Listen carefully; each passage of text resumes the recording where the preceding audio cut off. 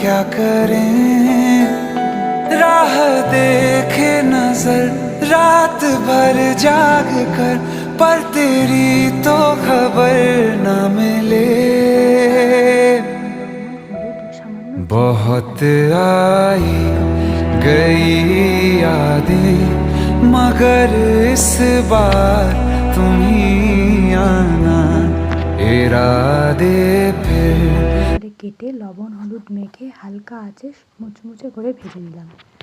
ভেতরে নরম বাইরে মুচমুচে, গরম ভাতের সঙ্গে কিন্তু দারুণ লাগে খেতে। তো দেখতেই পেলে বন্ধুরা, খুব সহজেই তৈরি হয়ে গেল আমাদের আজকের সম্পূর্ণ ঘরোয়া আয়োজন।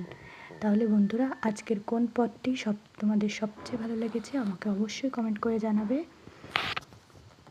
ভিডিওটি ভালো লাগলে একটা লাইক দিও, প্রিয়জনের সঙ্গে শেয়ার করো, এবং এমন আরও নানা ধরনের ভিডিও পেতে আমার চ্যানেলটিকে সাবস্ক্রাইব করতে ভুলো না কিন্তু। তো আজকের মতো এইটুকুই, দেখা হচ্ছে তোমাদের সাথে নেক্সট অন্য কোনো ভিডিওতে। ততক্ষণ ভালো থাকো, সুস্থ থাকো, ধন্যবাদ।